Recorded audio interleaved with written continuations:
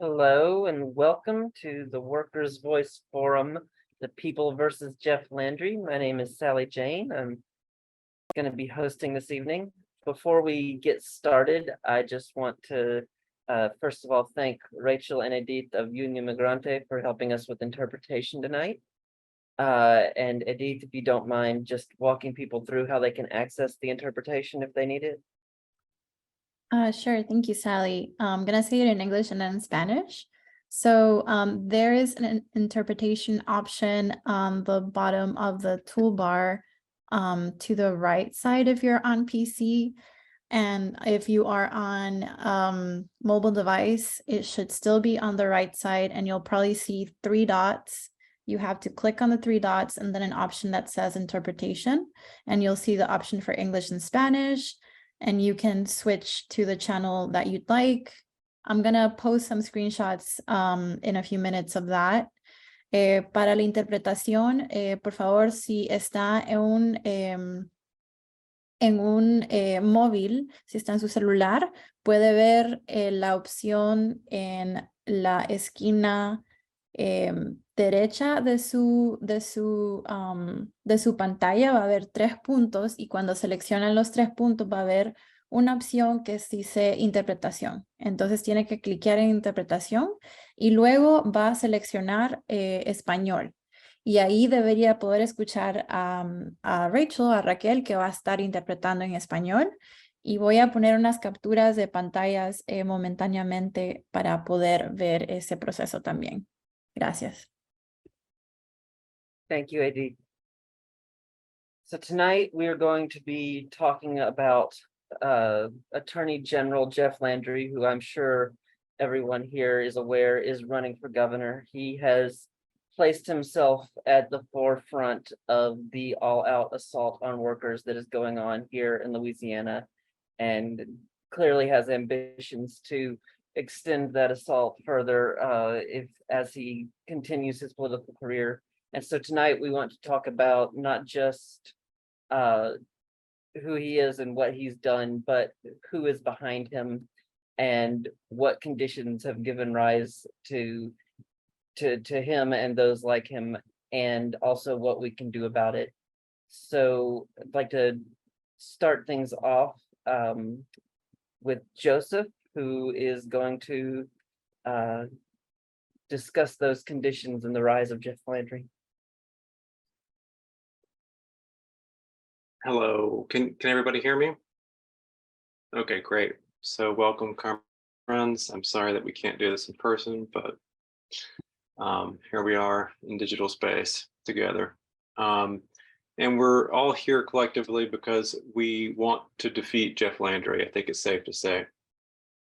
Landry is an enemy of workers and oppressed people, and we don't want him in power.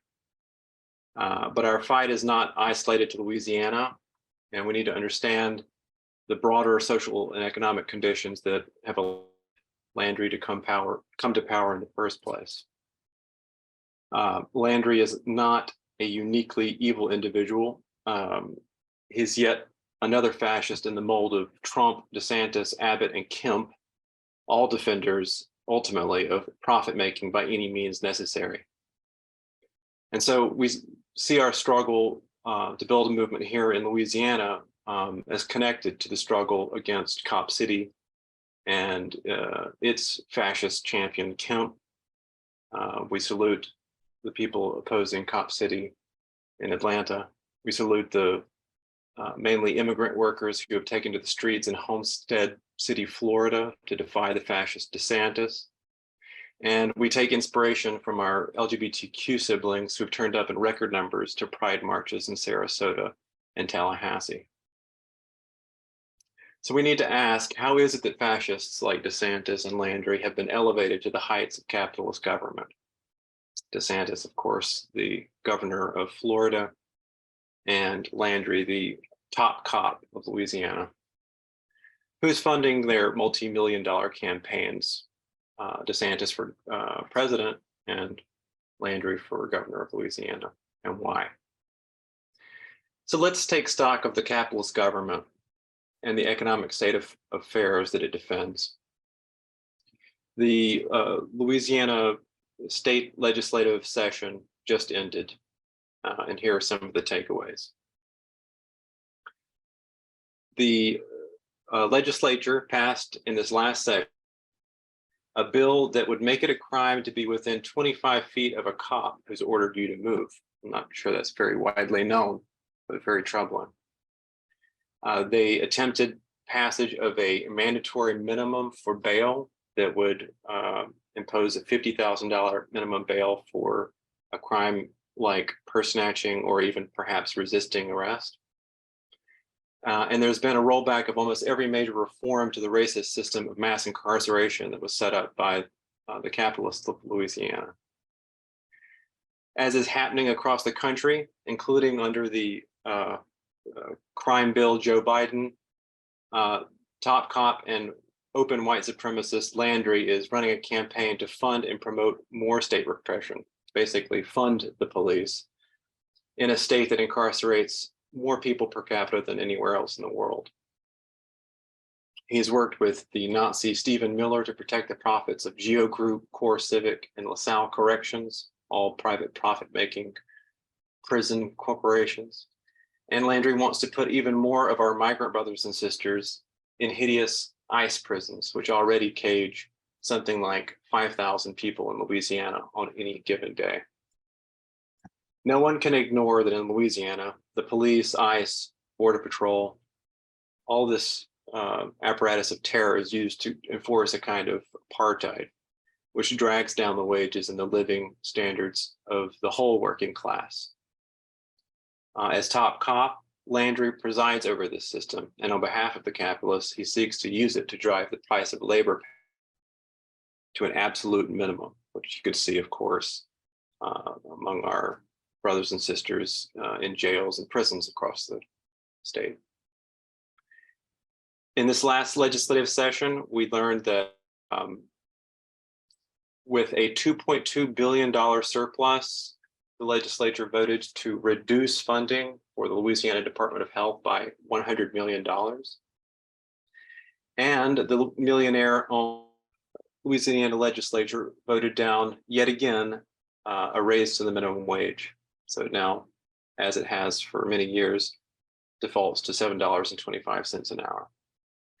This is in a state with in which more than one in 4 children live in poverty, in which 1 in 4 children lack adequate access to food.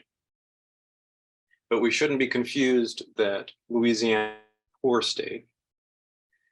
Louisiana workers produce enormous wealth for the owners of the oil and gas companies, petrochemical plants, agribusiness firms. And it's precisely because of the low wages, tax breaks, and in lack of environmental regulations that these corporations invest their capital into Louisiana. Many big capitalist enterprises are located here, and increasingly more so.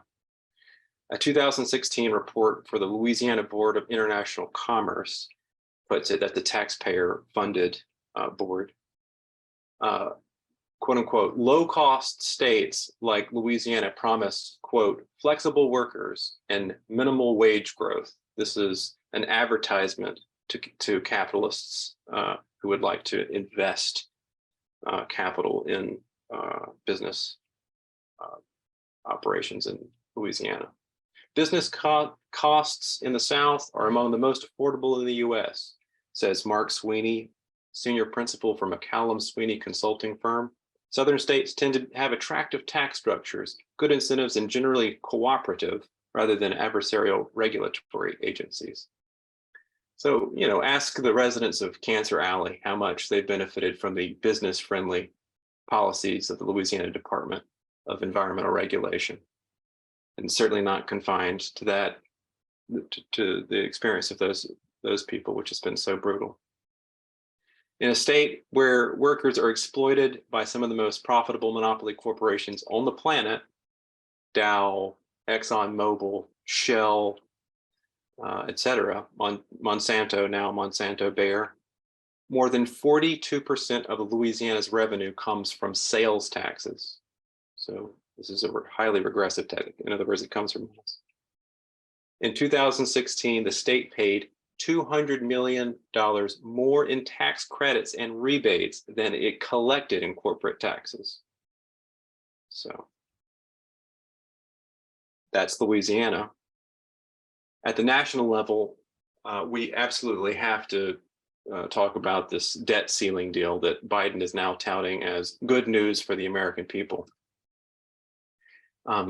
It cuts access to SNAP and TANF, that's temporary assistance for needy families. SNAP is food stamps, by imposing work requirements.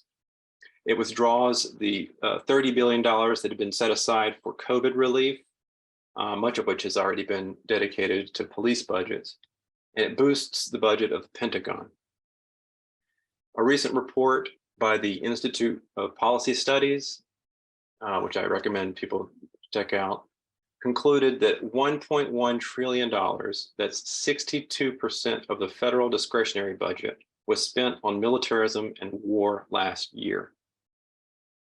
That does not include the anticipated $640 billion that taxpayers are expected to shell out next year in interest payments to the banks who own the US national debt.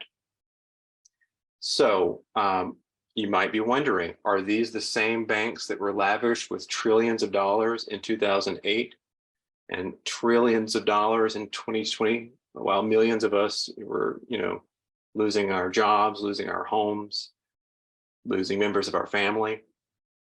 Yes, and this debt, which they owned, was largely accrued, of course, through spending of our tax dollars on bombs, jails, in other words, to enrich the owners of Lockheed Martin, to enrich the owners of Raytheon, et cetera.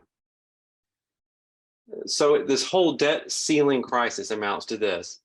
The US government is a dictatorship of the capitalists in control of the banks, who are increasingly addicted to the super profits that they get from war and repression-based industries, let's call it. Both Democratic and Republican parties enforced austerity at the command of the big banks, JP Morgan Chase, Bank of America, Morgan Stanley. And the same process plays out around the world, actually. We hear often about debt-trapped countries in Argentina and Sri Lanka and Ukraine as well, that are forced to live under the dictatorship of the IMF and the World Bank, are forced to undergo major cuts to social spending, cuts to pensions, et cetera. The same process is playing out here among the working class in the United States, and it gives us workers gives us a common cause with workers around the world, that is, for revolution. The important thing is that it's precisely the domination of the military-industrial banking complex that provides the grounds for the development of fascism. Fascism has been described as capitalism in crisis, but of course for workers, capitalism is constant crisis. But we have to bear in mind that to capitalist crisis means something entirely different from what it means for us. The capitalists are hauling in record profits. Chevron, I believe, nearly quadrupled its profits last year. Cargill, major food company, food monopoly, had the largest profits in its 165-year history. But they're concerned about crisis.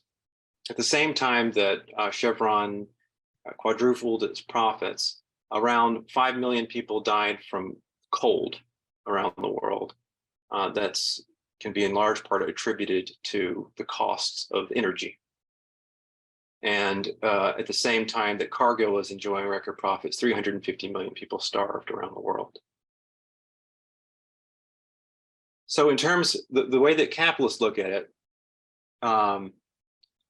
their crisis happened when, in order to increase the rate of profit, they undermine the means by which their profits are realized, which is to say, the more that the working class is immiserated, is driven into the dust at home and abroad, the harder it is for them to find buyers for their commodities. This is how they think.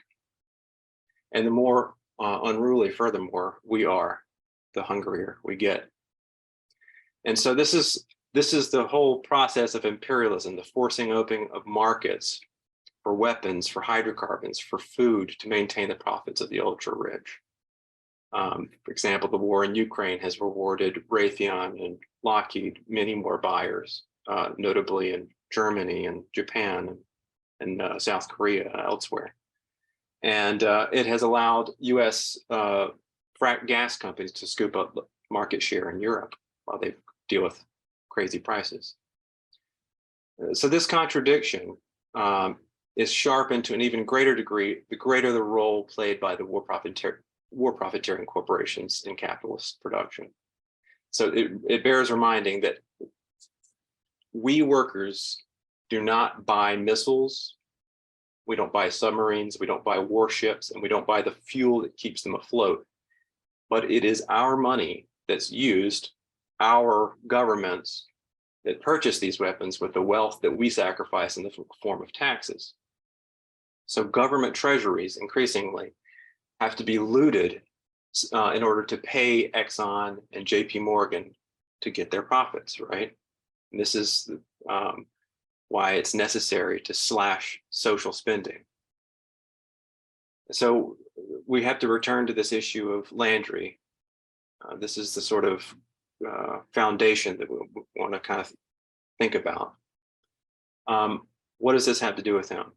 Well, Landry is enriched by his own capitalist enterprises, which are in the oil and gas sectors, and by his benefactors there and elsewhere throughout the capitalist economy, but largely in that sector. And he is first and foremost about shoring up the dictatorship of the war profiteering banks by any means necessary. That's his primary function. And he got 17 billion out of a LNG terminal that was built in Cameron Parish, where he was super exploiting immigrant workers, for example. So he's on the dole. He's getting rich from this whole enterprise. Of course, we know that liquid natural gas boomed. The U.S. markets for liquid natural gas boomed after the Nord Stream pipeline was destroyed by the U.S. And Landry knows a thing or two about imposing austerity right here in Louisiana. There's a very little known committee on which he is one of 3 primary members, called the Louisiana Fiscal Review Committee. And they make this sound odd and obscure precisely because they want to hide this. This is this kind of hidden government that we were talking about. He has used his office and his position on this review committee to replace the elected governments of impoverished towns and cities throughout Louisiana with a fiscal administrator who, on behalf of banks, is authorized to lay off public workers, raise fees for public services like water, make cuts to education, to pensions, to utilities, and other services like hospitals. Bogalusa is one city where already 1 in 3 residents lives in poverty. And yet, families are asked to sacrifice so that Landry can deliver interest payments to the city's wealthy bondholders. This is what Landry is at the core, right? He wants us to think that somehow he's conducting some culture or something. No, he's delivering profits to his ultra-rich buddies, and he's stealing food from the mouths of our families in order to do that. That is what Landry is. And I think it's really it's important that we understand that this is the role that Landry plays, and is the fertile ground in which fascism develops. An economy that's structured like this. And to get the truth out and tell it plainly to our fellow workers, we need to, of course, cut through the vicious scapegoating of our trans siblings, of our immigrant brothers and sisters. And we need to cut through the racist propaganda of the right. But foremost, we need to show the hidden hand behind Landry that completely funds his campaigns. We need to take the fight to our common enemy, which is the capitalist class and their agents, the Landrys, the Trumps, the DeSantises of the world. But this means that we have to part with the parties of Wall Street and the Pentagon, because this is where the problem lies. And we need to build an independent movement of the workers and oppressed people. If we study history, we learn that we can defeat fascism, but it takes the collective power of the working and oppressed people united in motion to make that happen. And we know that we can make it happen. I know that our other speakers are going to elaborate more on what we propose as actions to take to that end. But we know that united, that we will never be defeated, as the expression goes. And so I want to pass it on to Edith, who's going to kind of give us some of the more of the dirt on Landry. Thank you, Joseph. Before Edith jumps into that, I just want to give a little clearer picture of just who Workers' Voice Socialist Movement is, as I accidentally skipped over that at the start. For those of you who are unfamiliar with us, we are a group of workers. We're employed and unemployed. We are people multiracial, multinational, of all ages, and our primary goal is, as Joseph was alluding to, unifying the working class and the oppressed people here in Louisiana and around the country in order to oppose the capitalists who, as Joseph pointed out, have been plundering all of the wealth that we create through our labor. And, primarily, currently that wealth is being plundered specifically for the use of war and for the war corporations, but it goes broader than that. And a large part of that is our work that goes toward organizing against all of, or spreading the truth, as Joseph put it, to oppose all of the lies that are spread about our LGBTQ siblings, about our immigrant siblings, the racist lies, the sexist lies, and all of these attacks that are currently going on, whether it's, intentionally raising unemployment or keeping our wages low, or attacking Medicaid or SNAP or other programs. That's the work that we have to do, is to oppose these attacks, which are all coming from the super rich who have done everything they can to weaken, destroy, and divide the workers of Louisiana. On that note, I'm gonna hand it over to Adi. Thank you, Sally and Joseph. Allow me one moment. I do have some visuals for this presentation. Okay.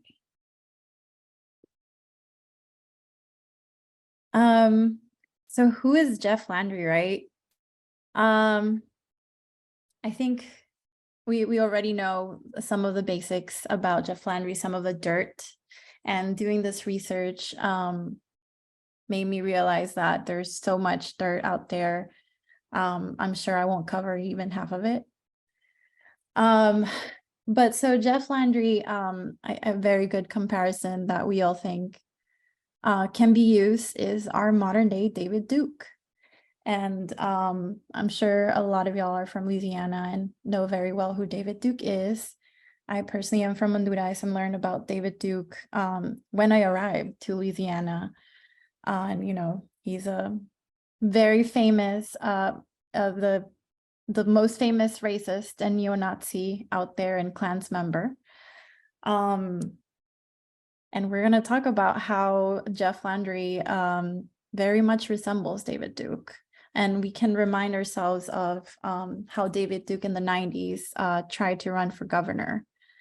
as well, as Jeff Landry is trying to do right now. And fortunately, he was defeated.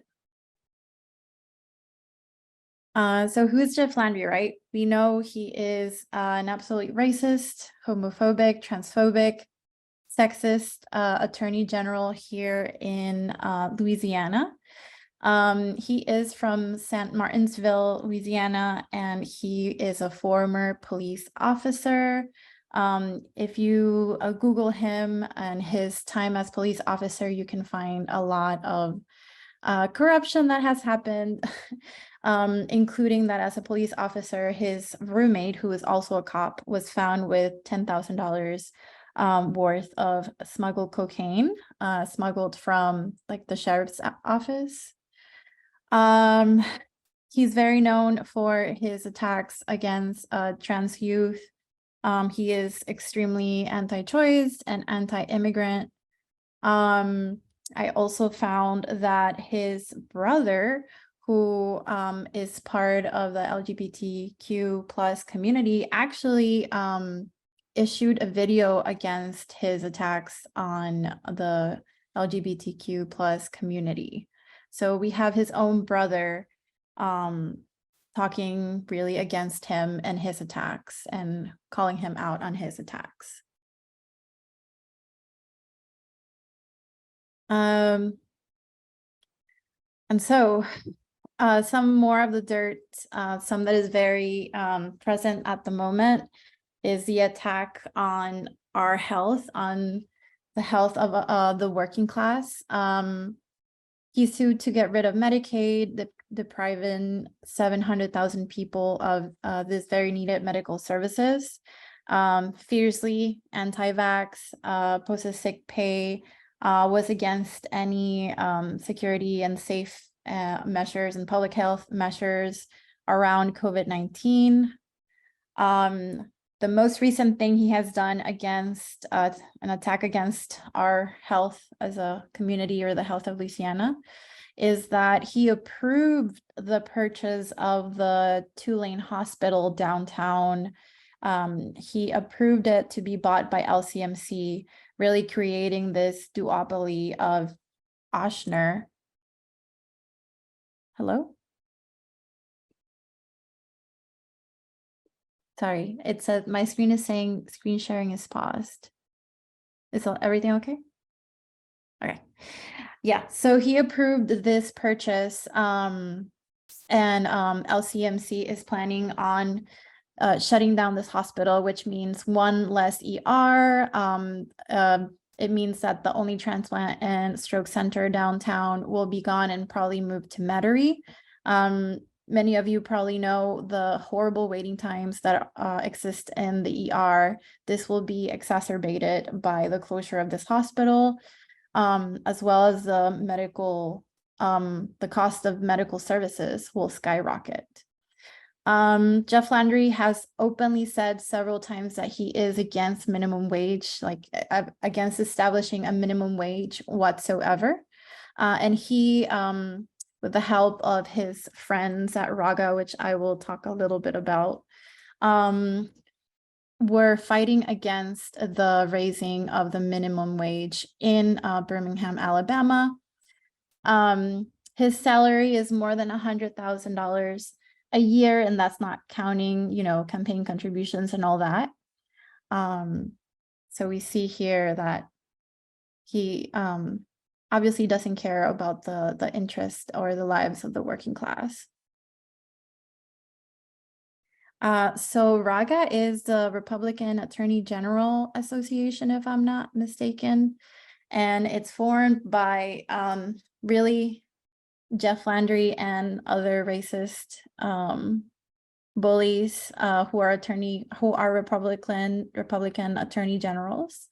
They're all working for the rich, and we will talk about how the direct connections between the oil industry and Jeff Landry in a moment. But I also wanted to mention that Raga had a big part in the efforts to put together the fascist rally that happened on January 6th that ended up at the Capitol. They actually sent out robocalls encouraging people to go out to the March to Save America rally on January 6th. And Jeff Landry never repudiated these actions or any actions that occurred in this fascist rally.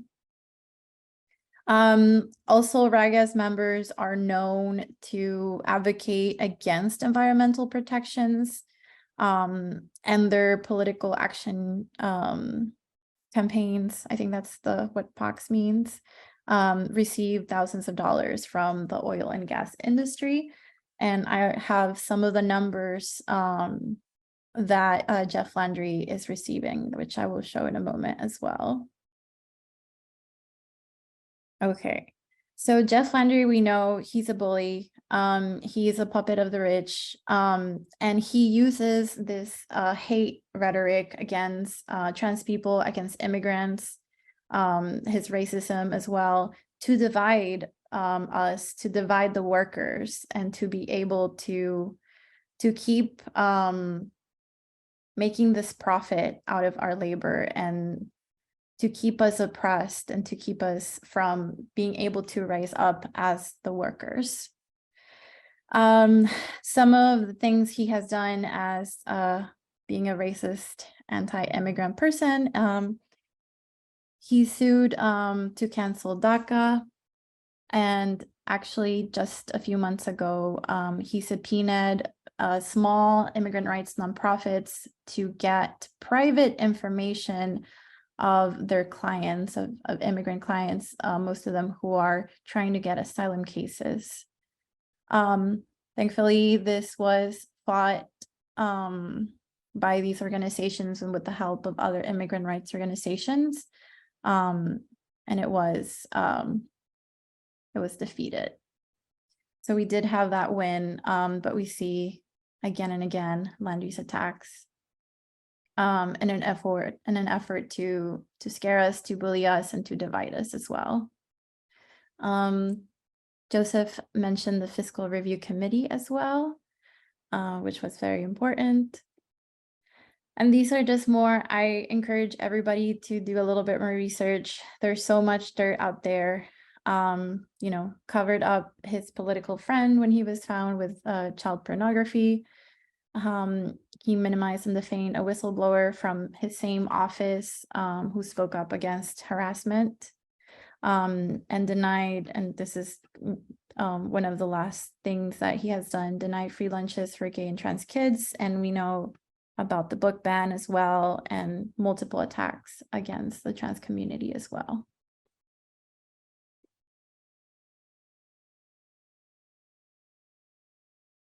Oops. This is just to end it all. This is just a little bit of the contributions that Jeff Landry is getting from the oil and gas industry. So we very well, this tells us in whose pockets Jeff Landry is, and whose best interest he has in mind. It's not ours. It's not the working class. And he obviously is willing to sacrifice our livelihood, our well-being, our health, in the name of record profits for these industries. And as I said, I encourage you to do more research. This is just a little bit of the dirt on Jeff Landry. But I think we get the idea of who he really cares about and whose pockets he is in as well. Thank you.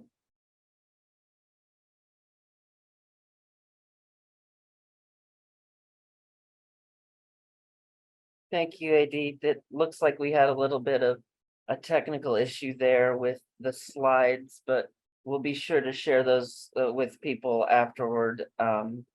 If y'all registered, we'll make sure everybody can see, particularly that chart there at the end. And on that note, I'd also like to remind everyone who's attending that if you have questions at any point through this, there is a question and answer that you can fill out and send us questions that we'll address after our last speaker. Speaking of, that's coming up next is Z, who is going to discuss just what we can do about all of this. Go ahead, Z. Hi, everyone. I want to thank everyone for being here, and it's really great to see so many comrades from around the country as well, recognizing, of course, this fight is here against Jeff Landry, but there are many of his kind around the country. So welcome, everybody, and yeah, thanks for everybody who's on the webinar today. So the media, the Republican and Democratic parties largely act like it's a foregone conclusion that Landry will be our next governor. But I think all of us here, panelists, attendees, we recognize the danger in that and the need to push back.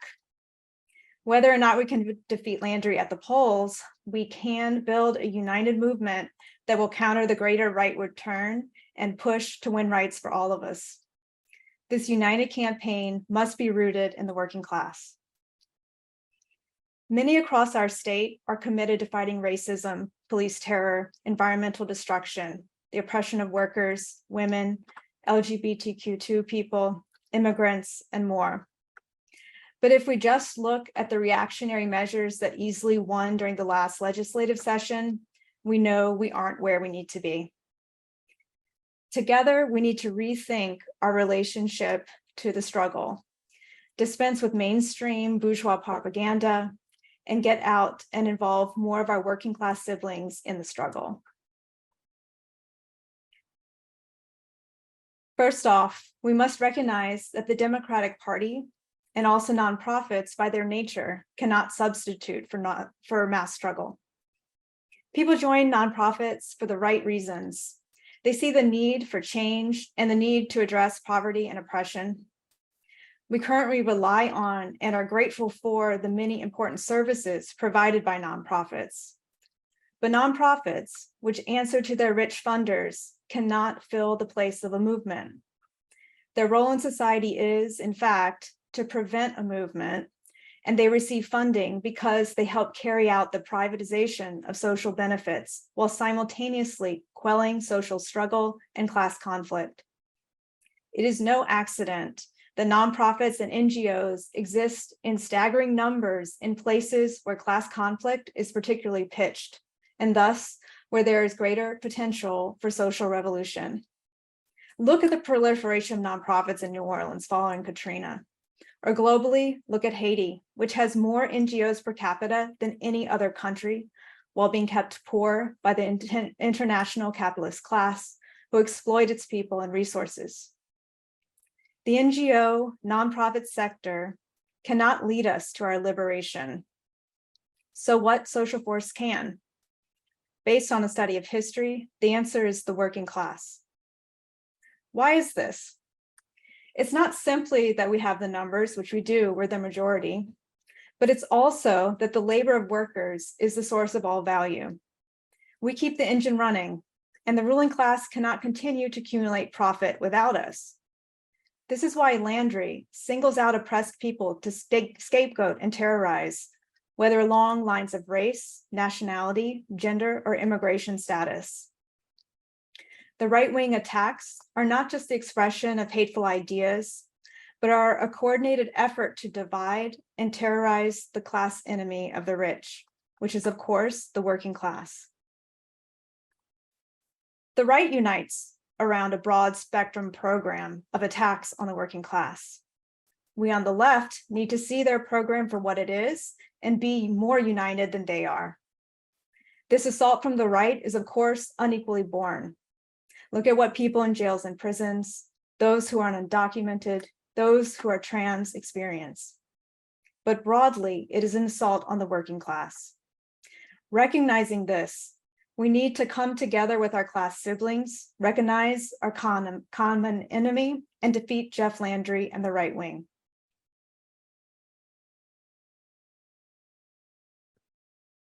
There are those who would have us give up because we live in a supposed red state. Not only does this confuse the government with the people, but it ignores the social movements that are coming out of the South in this moment. Look to Georgia, the state with the highest income inequality, the state with a fascist governor in the form of one Brian Kemp, and a legislature that's pushed through any number of reactionary right-wing policies. red state, Georgia, is also the home of the broad movement to stop Cop City that continues to build support because so many recognize that Cop City is an expression of militarized capitalism and a threat to all but the ultra wealthy. This so-called red state is currently the center of a pitched battle against the right wing. But back to Louisiana. Are we living in some sort of insurmountable deep red monolith? Talk to most liberal politicians and they'd say yes. Living comfortably, they don't know the hardships of working people. And when they do see reactionary positions taken up by working class people, have no feeling for the extent to which we are berated with right-wing propaganda through the capitalist-owned media. They don't take a class view and analyze the forces behind the adoption of right-wing ideas which are often adopted in the absence of anything else being presented. These liberals have, with disdain, written off the working class. We on the left can't fall into that trap. Look, the right-wing ideas promoted by Landry, other capitalist politicians, the media, did not arise spontaneously from the working class. Take, for instance, the bans on books and educational content in libraries and schools. Who's behind this? Is it a majority of parents? Hardly. These are highly organized campaigns led by groups funded by billionaires. Take, for instance, Parents Defending Education, funded by the Koch billionaires, who are also behind the American Legislative Exchange Council, ALEC. It's not a culture war. It's a capitalist war against the people. Take a look at another group, Moms for Liberty. They've shown up at countless school board meetings, even though their members don't even have children in a lot of the districts they attack. At Moms for Liberty's inaugural national summit last year in Tampa, who was the headliner? Billionaire Betsy DeVos. DeVos, which you'll remember was education secretary under Trump, said, and I quote, "I personally think the Department of Education should not exist." DeVos, who as education secretary pushed so-called school choice initiatives and whose family has investment in Christian charter schools, exposes why right-wing organizations like Moms for Liberty have the power and funding that they do. Their attacks aren't just on curricula and library books. They're on public education writ large.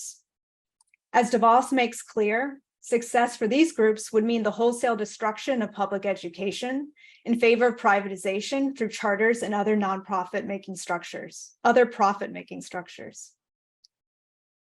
Another recurring headliner for Moms for Liberty is Ron DeSantis.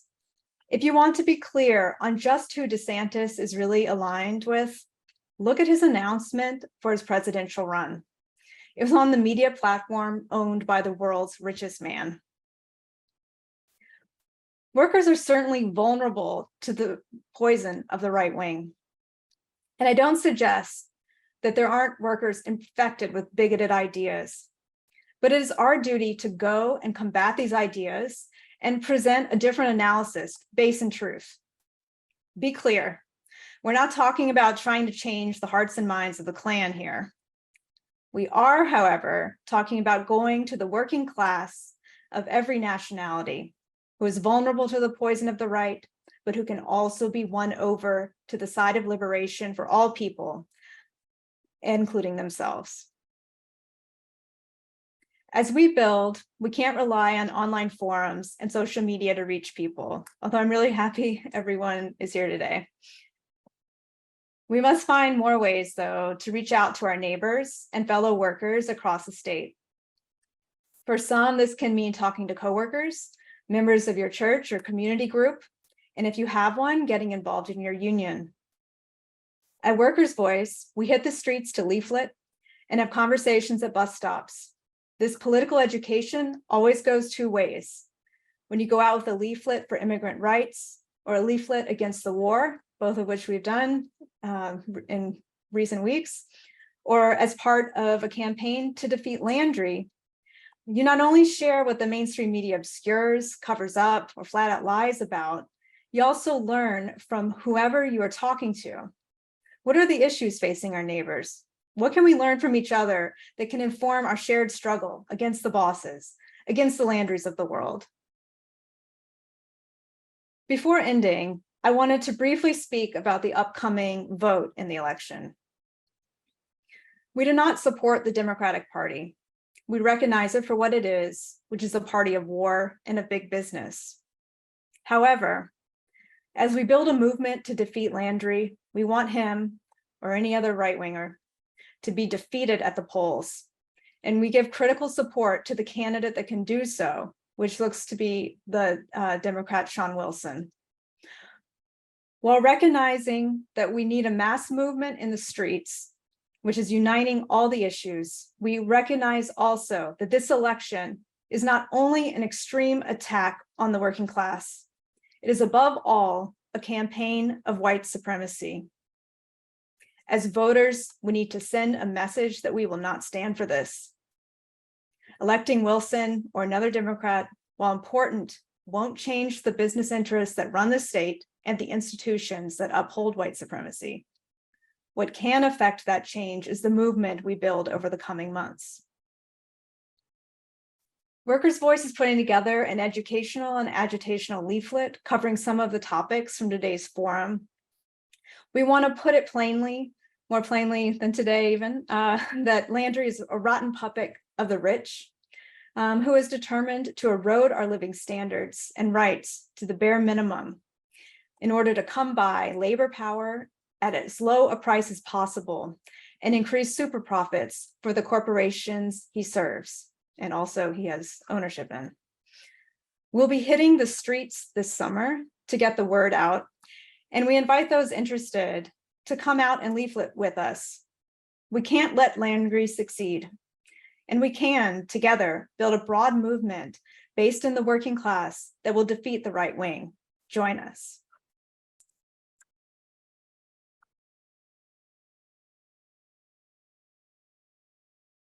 Thank you, Z. Just a minute, we're going to get started on the Q&A. Anybody who has any questions, please go ahead and submit them. There should be a Q&A button at the bottom of your in your toolbar down there, depending on if you're on your phone or on your computer. It should be pretty clear down there at the bottom. Also want to once again thank Union Migrante for helping us out with interpretation tonight. And while we're waiting on questions to come in, Edith, can you remind people how to access the interpretation in case they need it? Sure. I'll say it in Spanish. Si están viendo la presentación de un teléfono móvil, están en la aplicación de Zoom, van a ir a la derecha, abajo de la pantalla, van a ver tres puntos, van a cliquear en los puntos y de ahí van a ver la opción de interpretación, van a cliquear ahí y después van a seleccionar Spanish para estar en el canal de español. Y ahí van a poder escuchar todo en español. Thank you.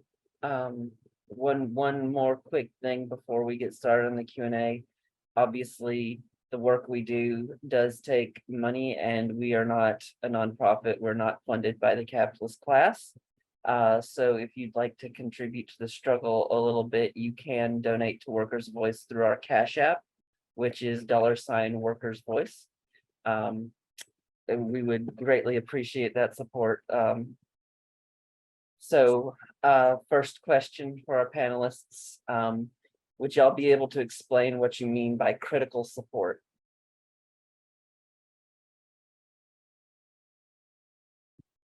Anybody?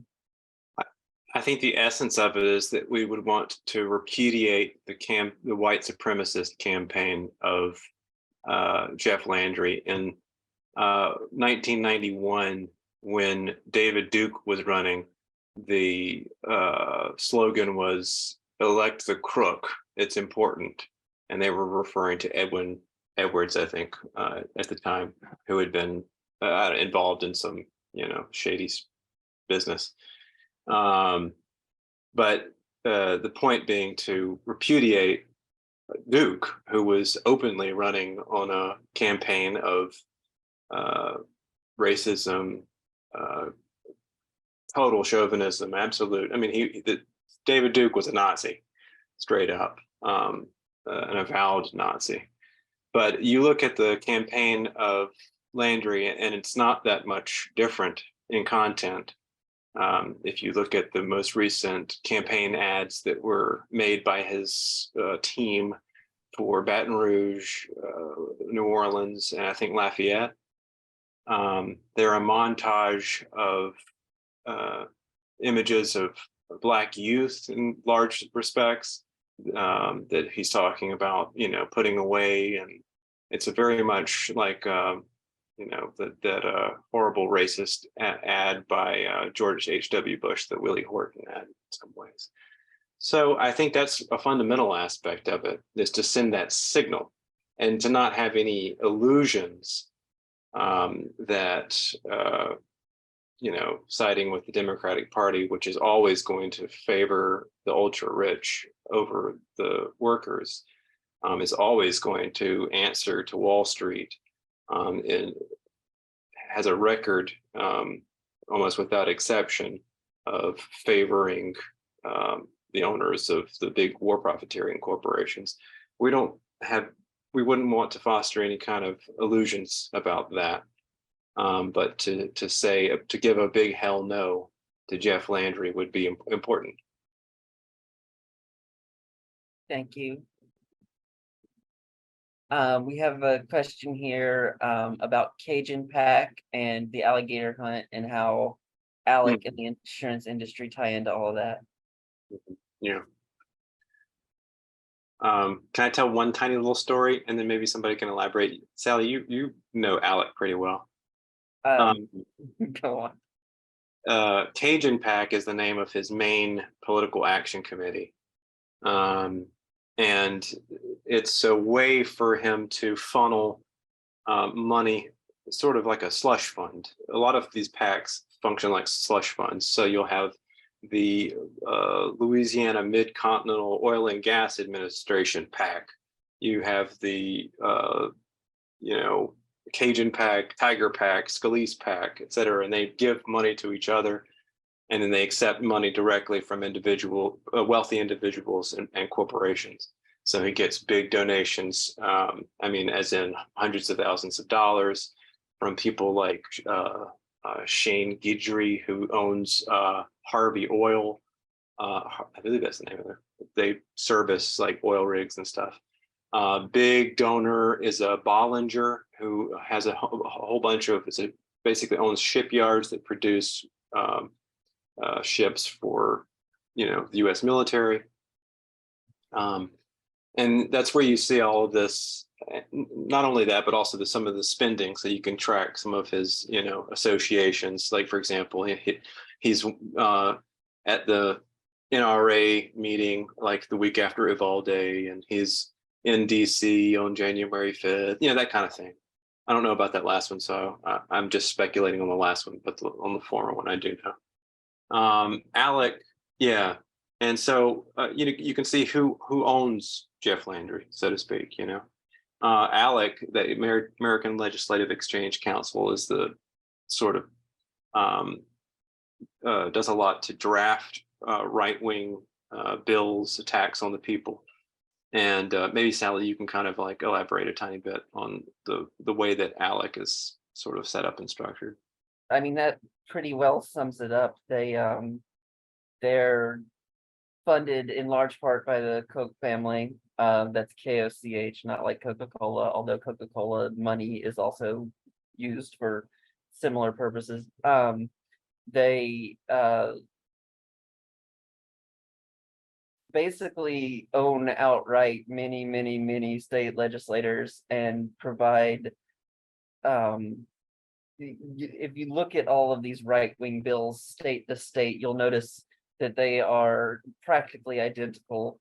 And the reason for that is that they are being written by Alec or groups like Alec, funded by billionaires. And, each one is, if they get it through, then that's great. That supports their agenda. And if they don't, then it's a test for them. They're learning what they need to do to get these laws through so that they can push their agenda state by state by state.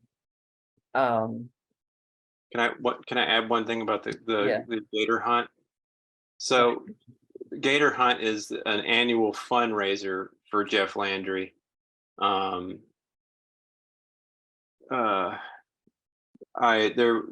so this last year I don't know how much money they raised, some millions of dollars or whatever. But the same year that Hurricane Ida happened, it was around the time that the gator hunt was scheduled.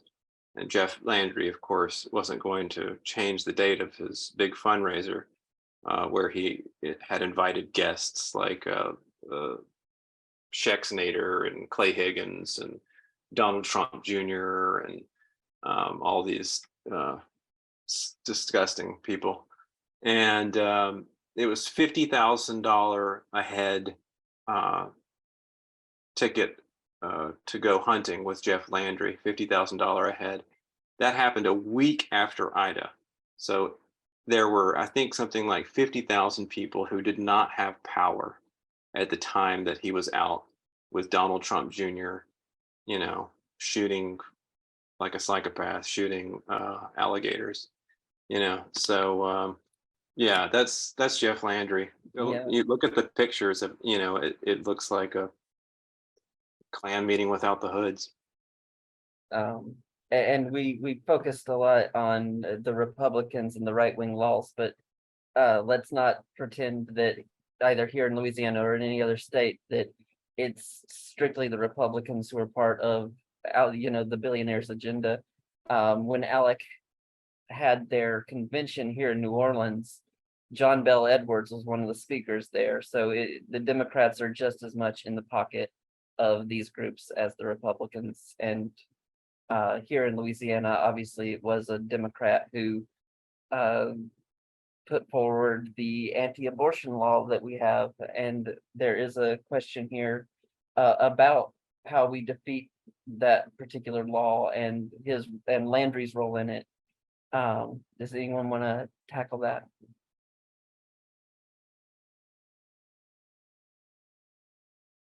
Z, you're smiling. Oh, I was going to see if Adith was going to hop in, since a number of us on the call have organized as part of Louisiana Abortion Rights Action Committee or the Women's Action Committee to counter Landry, who doesn't really care whether or not people have abortions, but does know that making it difficult or impossible for working class women to have abortions in this state, that it keeps us down, it keeps us in the home. It terrorizes us. And that's more than half of the population. This law recently, just to show how much they don't care about women, they, not only did they not pass the law that would have made exceptions for rape and incest, they did pass a law that basically gives birth certificates for miscarriages if people want them. They also, showing how little they care about women, there was a proposal just to review the cases of incarcerated women who have killed their abusers, and that didn't pass. So Landry is happy to keep as many people in prison, happy to keep as many women in their homes. That's what this is really about. So, Edith, did you want to add to that? Yeah, I was gonna say pretty much the same thing, but that, incarceration is a business, and the fines as well, the $10,000 fines for people who get abortion services or provide abortion services is a business as well. Detention centers are a business. And just understanding that these topics are also used to divide us and to not buy into that scapegoating. We have another question. Is there a plan to mobilize in other parts of the state? Because it can't just be us in New Orleans. As we know, many Louisiana cities are very Republican, but I know there are pockets in the state who would support this work. Yeah, I think that's absolutely essential to building this united front that we're talking about, to building this movement, which needs to be the entire state. And there are many folks around the state who are really, on the front lines every day in fighting back these fascists. And so that is what we're talking about. And at Workers' Voice, we produce literature, we share it publicly so folks can use what the flyers that we make. But also, I think, what we're trying to say today is all of us groups, we need to link up with one another across the state, forming this united front and really building to be able to flex our power together. And just to I want to emphasize when we talk about their pockets around the state that would support this movement, I think we cannot underestimate how many people would support fighting back against Landry and against all of these attacks. I think that it's never been clearer that the system is rigged for the rich and to keep any real progressive movement down. So or within the electoral system, but there's a lot more support out there than most people realize, and that's why it's so important to do the outreach and talk to workers directly. That this isn't in the list, but Z, you had talked about doing that outreach and how we learn from the workers that we're talking to, and I was just curious if you or any of the others would like to share some of the insights that you picked up while speaking to workers out in the streets. Yeah, I think Joseph had something on the prior question though. Okay, go ahead. I mean, Yeah. I just take as like one instance that fiscal review committee that he's part of that nobody really knows about, right? So there's a map that illustrates that this is Bogalusa, St. Joseph, Madison, Sterlington, Clayton, Clarence, Clinton. There are these little towns and cities all across, literally all across Louisiana, that are under the dictatorship of Jeff Landry and the banks, that are having their pensions cut, they're having their water services cut off, they're having hospitals shut down, and that's being done by Jeff Landry. You know what I mean? I mean, that's something that cuts across. We know that he's just an absolute piece. He's a racist. He's a sexist. But this is, shutting down hospitals. That would be, and I'm sure that some of these places, there are people who have never heard anything like this, and who may be quite vulnerable to right-wing ideology, but it would be great if we could get something in the hands of people here. But I think that, when we go out and leaflet with folks, a lot of it is cost of living. That is fundamental. The fundamental thing that comes up is, man, everything costs so damn much and our wages hadn't gone up.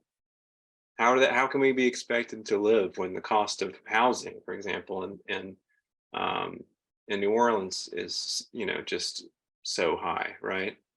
Never mind the built-in costs of insurance and how heavily that weighs on the working class of Louisiana. So, or issues of the payday loans. Jeff Landry is completely in the pockets of payday loan corporations. He's gone after the consumer protection. I forget the name of the agency. The consumer protection.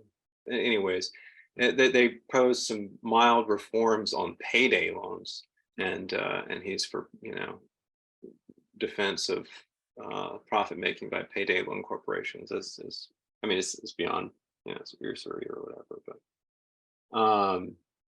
anyways, there are a lot of issues that really cut across the class. But I think that this issue of, is Landry doing anything about the high costs of fuel, that are baked into everything that we do? No, he's for giving them more and more for profits. Yeah, and so you're asking about going out and talking to people, and that the high cost of fuel definitely comes up. You get a sense of like what what we're all facing is common rents, high rent, insurance costs, which of course affect renters too, because it's just passed on to us. And sometimes, for instance, when we recently went out with a flyer, for immigrant rights, like just straight facts, immigrants pay taxes, this kind of thing, and people will look at you like, oh, they'll stop and start reading the leaflet and be like, is this true? Like, I didn't even know this, and they're just being fed all these lies, and so to be able to like start a conversation, have a conversation with people, and get a sense of what's on their mind as well. So I don't know if other folks have anecdotes.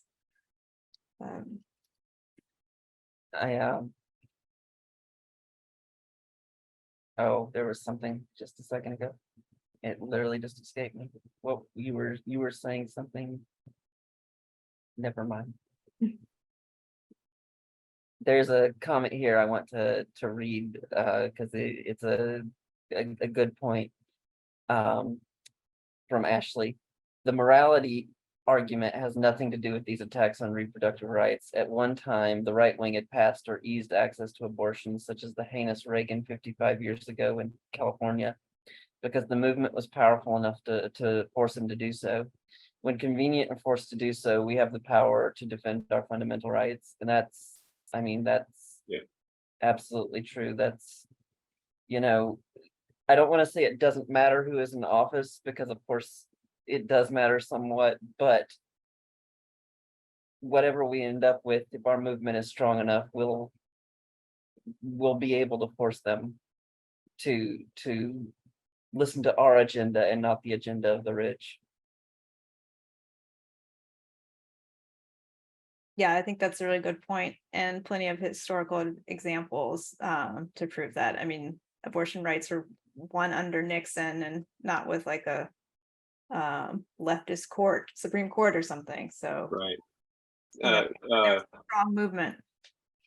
Yeah, I mean, Gab already cites, and because it's so illustrative, that the Civil Rights Act, was judged to be constitutional by that had 3 or 4 Supreme Court justices that were current or former Klansmen. And so was it out of the good, reason of the justices that they did that? No, it was because people were in the streets.